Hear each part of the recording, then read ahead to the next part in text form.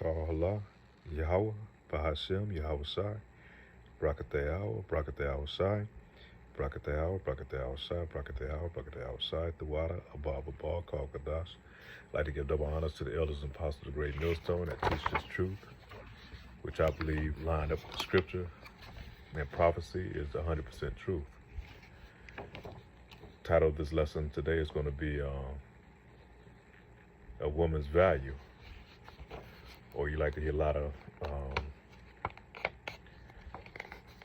these broadcasters or YouTube personalities say high value women, especially in the red pill community. You know, they like to say high value.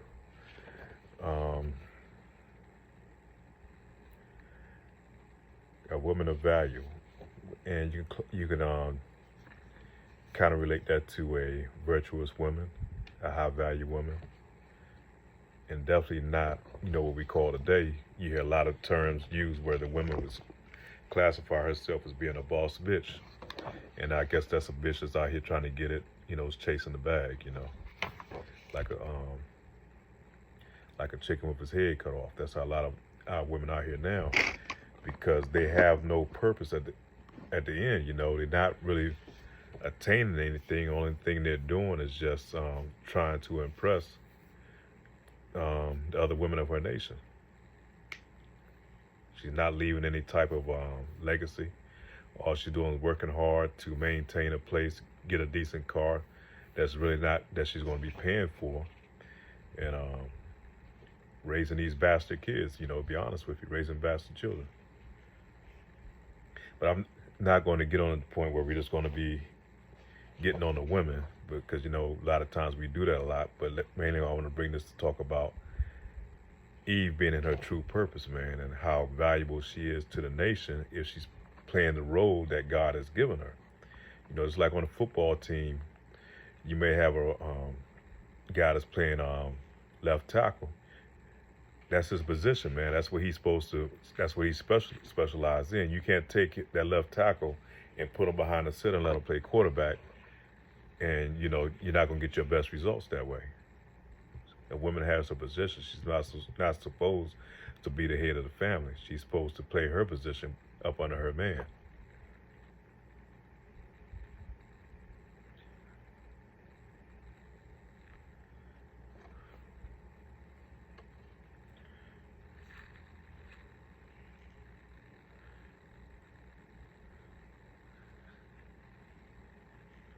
And Proverbs chapter 12, verse 4. A virtuous woman is a crown to her husband, but she that maketh ashamed is as rottenness to his bones. So having a virtuous woman, man, that's a man's crown. Especially if you got a woman who's doing what she's supposed to do. She helps supporting the family, the livelihood. She's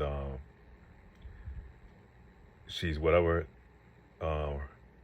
she's obedient to her husband, and whatever plan that he comes up with, she's willing to help forward his plan.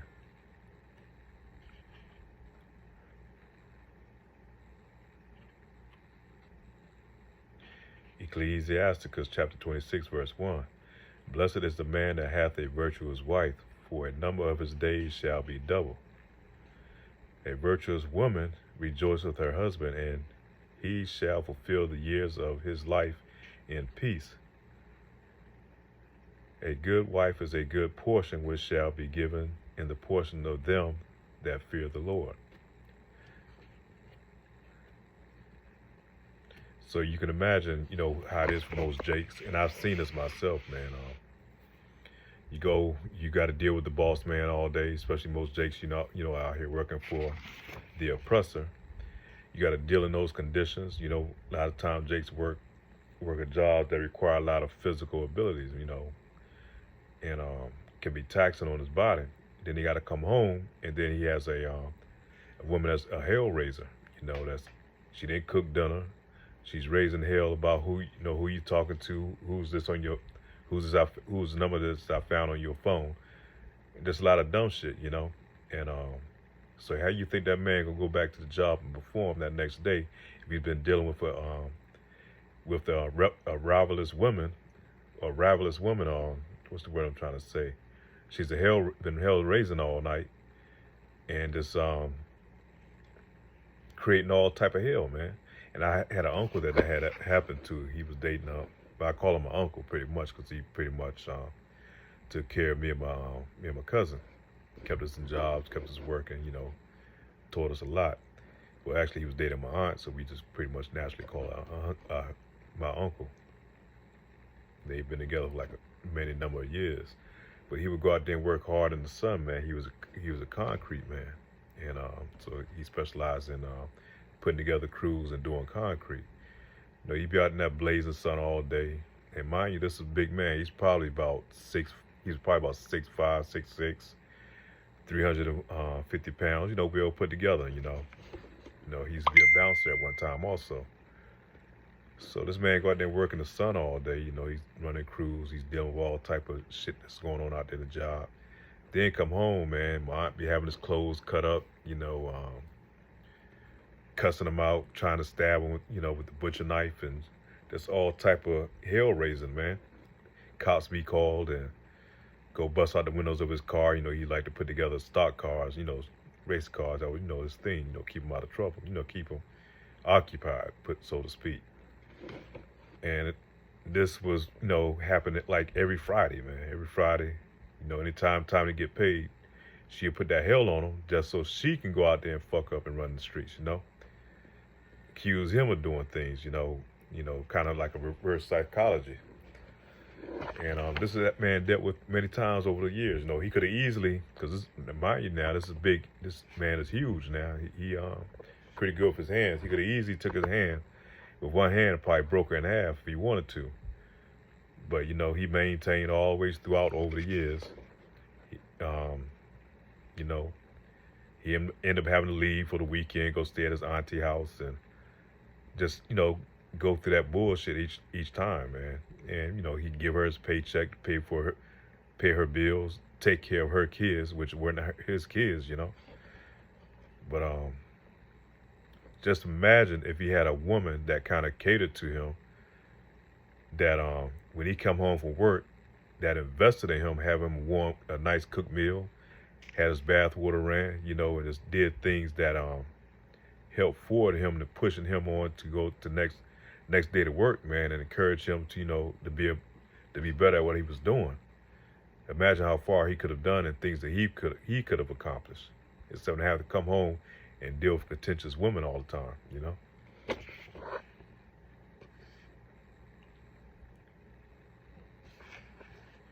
And a lot of times, they push to keep to keep this gender war going. They want Jake and Eve divided. First of all, you get when they're divided, you split up the family. You got two households. That means you got, instead of having two paychecks coming together to make one and paying for one household, now you got to have two households that got to be maintained, both working jobs, long hours, to maintain two separate houses, cars, and just all these things. All that produces the more spending, and all that takes away from the nation, man. And this devil capitalizes off that, because that means that's more houses he got to build for these single women out here. Had they not had a husband or a man, you wouldn't need all that. That's why they have all these apartment buildings, single apartment buildings are coming up now, because it's mainly to occupy the nigger women out here, man, the women of our nation.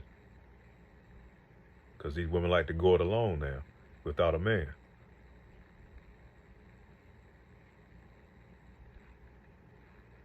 Titus chapter 2, verse 3.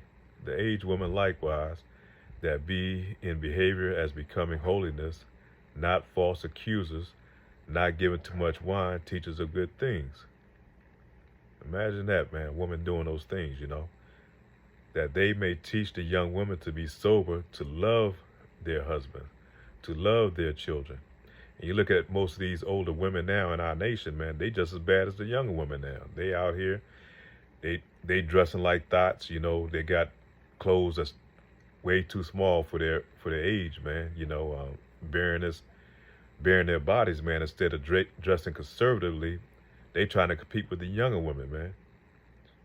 Instead of teaching these young women to stay home and find a husband and teaching them recipes, how to cook, how to sew, how to do the things that a woman's supposed to do, how to be a nurturer, for one, how not to be these hard ass women that you have out here now, man. These women now, you know, they try to be hard, man. They try to be hard as most damn as men. A good wife is a good portion which shall be given, okay, Shalakia, to be discreet, chaste, keepers at home. Can't keep these women in the damn house now, man. They look for any excuse to get out the house, to go visit somebody, the girlfriends, or anything to stay outside of the home. Obedient to their own husbands, that the word of God be not blasphemed. And the women of our nation, man, she stayed at home and took care of the things that she needed to in the house, instead of going out here, getting the nails done, getting her hair done all the time. And Eve just blows a lot of money, man, and she's very wasteful.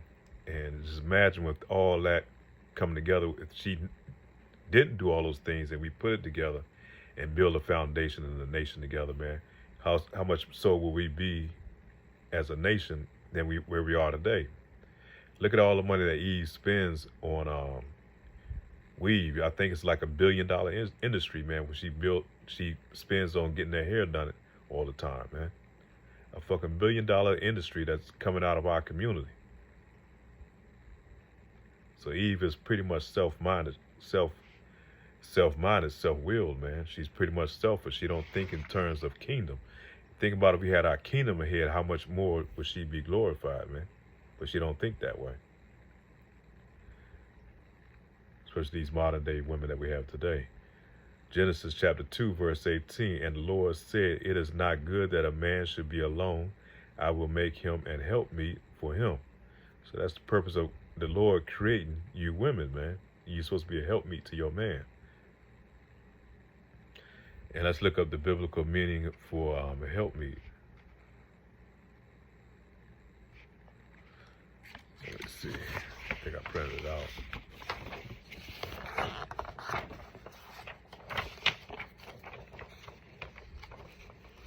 A helpmeet is supposed to make a man comfortable, to dress his food, be pleasing in his sight, and be in all respects entirely answerable to his wants and to his wishes.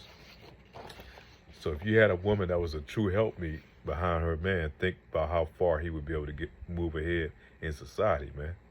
It wouldn't be no problem to go out here and to be able to compete against these other nations. But when he got to come home and not only fight on the job, and to come home and try to tame his woman, because you hear these women say, now I need a man that can deal with me, deal with my mouth. What man wants to work hard all day and come home and deal with a hard-ass woman?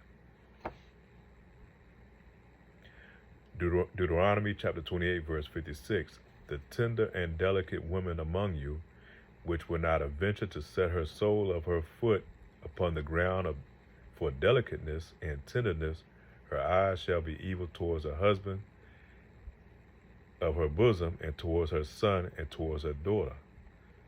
So think about it. Back in time of Deuteronomy, our woman was so tender-minded, man, and so delicate that she wouldn't even set the sole of her foot on the ground, man, for tenderness. But now you got these hard-ass, these beasts that we have now, man. It's unbelievable, man, what our oppressors have turned our women into, man. They're just like wild fucking beasts, man. Many of them are overweight, they overdo it with the makeup and all the accessories and shit, with the long, crazy-ass eyelashes. We ain't not even gonna talk about the weaves and shit, with all the different colors and things that they're putting in their hair, shaving off the sides of their hair, trying to look like a man, trying to be like a man. Pounds of makeup. Once she finished putting the makeup on, she's like a totally another different type of person, man. Damn near most of them look like transvestites once they finish, putting their makeup on, man. She takes away all her femininity, man. And that's her power, man. That's the strength of a woman, is her femininity, man. Her being able to be a nurturer. But all those things has been stripped from the women of our nation. and she's done it willingly, man. 1 Timothy chapter 2, verse 9. In like manner also, that women adorn themselves in modest apparel with shamefacedness. You know, women now, they proud as hell. You see some of these TikTok videos, man. They're all in the camera, they looking like this, and you know, do all kind of crazy shit. It's like they have a spell on them, man. Like a demon is on them, man. They so caught up on themselves, man. They so vain in spirit. Very proud, man. Very proud. Let me read that again. 1 Timothy chapter 2, verse 9. In like manner, also the women adorn themselves in modest apparel with shamefacedness and sobriety, not with broidered hair or gold or pearls or costly array. Verse 10. But which cometh woman professing godliness with good works. Let the woman learn in silence with all subjection. You can't get an Eve to shut the hell up, man. She's always got to have the last word. She's always got to be an argument if you say anything that goes against what she believes, because she's not going to sit back and listen. And every time you see Eve, she always got a mouth open, man. Always got a mouth open. Most of them run their mouths too much, man. They just can't be quiet. Let the women learn in silence with all subjection. So a woman is not supposed to be leading the way in the church houses, telling these, being over a man, and supposed to keep her mouth shut and listen. That's what she's supposed to do, be a listener. But I suffer a woman not to teach. This is verse 12, 1 Timothy chapter 2, verse 12. But I suffer a woman not to teach, nor assert authority over the man, but to be in silence. And you can't convince these Jezebels today that they ain't not supposed to be leading the way in the church houses, man. And really, it's a Jezebel spirit. And this is in the Old Testament. This is 1 Timothy. 1 Timothy chapter 5, verse 13. And withal they learn to be idle, wandering about from house to house, and not only idle, but tattlers, also busybodies, speaking things which they ought not. And that's most of our women today, man. They're all in everybody else's business, but taking care of their own, but doing what the Lord has asked them to do, man. 1 Timothy chapter 5, verse 14. I will therefore that the younger woman marry, that she's supposed to get married, bear children, guide the house, give none occasion to adversary to speak reproachfully. And these women now, they sacrifice marriage, man. They don't even want marriage. They just want a child so they can raise that child and rear it up the way she wants it to be, or use that child as a maneuvering tool against the father or whoever she was dating. And then some of these women, they just don't want children, period, because they're so busy chasing the bag, getting their degrees, trying to get high-earning jobs, everything but succeeding at what she's supposed to be succeeding at according to the Bible. Nothing in the Bible tells women to go out here and be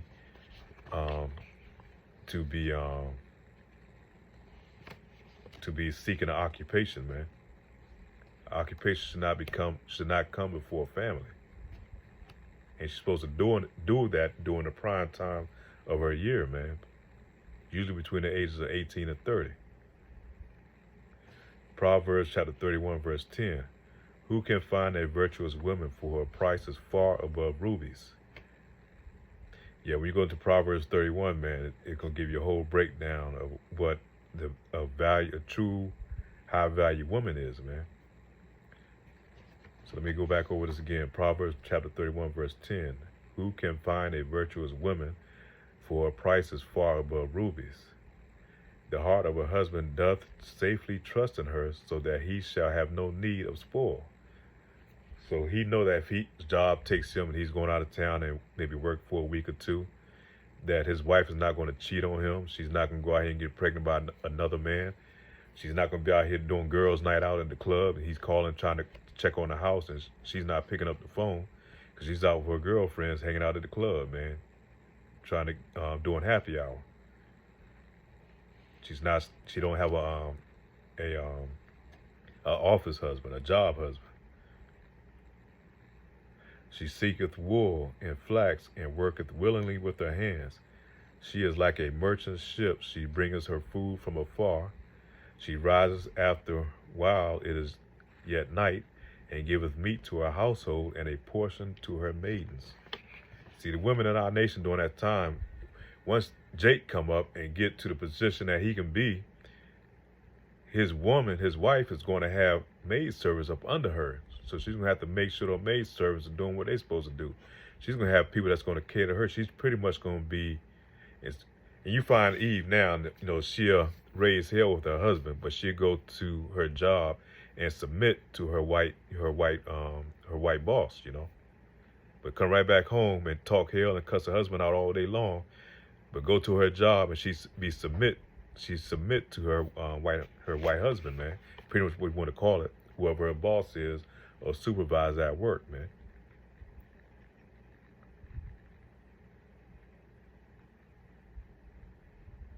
Let me go back over to verse 12. She would do him and not evil all the days of her life. No, Shalak, let me go back up. No, that's where I was at. She seeketh wool, flax, and worketh willingly with her hands. She is like a merchant ship. She bringeth her food from afar. So she's going to go out there and work. If she does anything, it's just to bring back to the household, man. It's not for her own self-will. It's not for her own. They got to twist it up here. They think that a man's supposed to go out here and provide everything for a woman, man. And, and she can just take her money and do whatever the hell she want to do, But no, her money's supposed to come into that household, man. She considereth her field and buy it. With the fruit of her hands she planteth a vineyard. She girdeth her loins with strength, and strengtheneth her arms. She perceiveth that her merchandise is good. Her candle goeth not out by night. She layeth her hands to the spindle, and her hands hold this staff. She stretcheth out her hand to the poor. Yea, she reacheth forth her hands to the needy. And that's where that compassion come in. That's where the women of today, they don't have compassion. They don't have that spirit of caring, for one another. Most women today now, they're very selfish minded, man. They just think of themselves,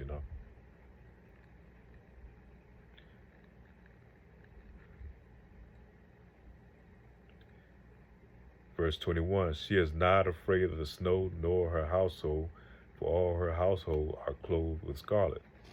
She maketh herself coverings and tapestry. Her clothing is silk and purple. That's why I say the women today, man, they don't know how to cook. You find the majority of that women, they do go to the if they're not eating out, if they do go to a grocery store, they buying shit that's microwavable type shit, not where she can get together, put a recipe card together and make a meal, man. That's her strength. That's the strength of a woman. That's what God gave them to being good at and organizing the household, man. One thing about Jake's, man, being a man, we can build. A man is supposed to build things, but it takes a strong woman to beautify those things, man. So if man go have a house, he can have a nice ass house, and you see some of these bachelor houses, but if he's doing the decorating and putting the things together, sometimes it looks like shit is all in disarray because we don't have that natural knack that a woman has. She come in there and her mind start working like a puzzle, man. And I've seen it myself, and just start putting shit together naturally, man. And just start fixing things and start beautifying things, and it's just a natural gift that's given to the woman. She maketh herself coverings and tapestry. Her clothing is silk and purple. Her husband is known at the gates when he sitteth among elders of the land. And that's because he got that strong woman that's working, that's doing the work underneath him, man, so that he don't have to come home and worry about his household. He can put his mind forward to thinking about what's his next move, what his next play going to be out here in dealing in this world, man. She maketh fine linen and selleth it, and delivereth girdles unto the merchants. Strength and honor are her clothing, and she shall rejoice in time to come. She openeth her mouth with wisdom, and her tongue is the law of kindness. And our women now, you better not even speak to the nigger women out here, man. You see them at some of the stores, you hold the door before them, you speak to them, tell them what she might say to you, man. And you can't put your hands on them. You do. First thing they're going to do is call 911, man. They're going to call the so-called white man on you. They'll do that in a minute. And that's why she's so boastful with her mouth, man. When the day's going to come, man, 911 is not going to be there, man. When all hell break loose in the time of Jacob's trouble, man, a lot of these women out here, women of our nation, man, are going to be destroyed, man. A lot of Jacob's going to be out there getting some get back on some of these proud ass women that don't need a man, She looketh well to ways of her household and eateth not the bread of idleness. You see, she's not going to break up her household, man, this type of virtuous woman. She's not going to go and file for a divorce, over simple shit. When you find some of these women, man, they'll file for divorce because they just want a new change of pace. It's just simple things, or she just want to be in control, She break up her own household, but not a virtuous woman. She's not going to do that. She's going to constantly build her household because she understands that strengthening her husband is going to strengthen the whole foundation of their family, which in turn is going to help build up the nation. Many daughters have done virtuously, but thou excelleth them all. Favor is deceitful and beauty is vain, but a woman that feareth the Lord, she shall be praised, man. And she fear the Lord. But she goes through her man. Her man is her covering, man. Which is going to, and he's most connected to Yahushua. Give her the fruit of her hands and let her own works praise her in the gates. That's Proverbs chapter 31, and that was 31 verse 31. So give her fruit of her hands and let her own works praise her in the gates. So she's going to receive her glory when what she does for her family, man, doing what the Lord has asked her to do.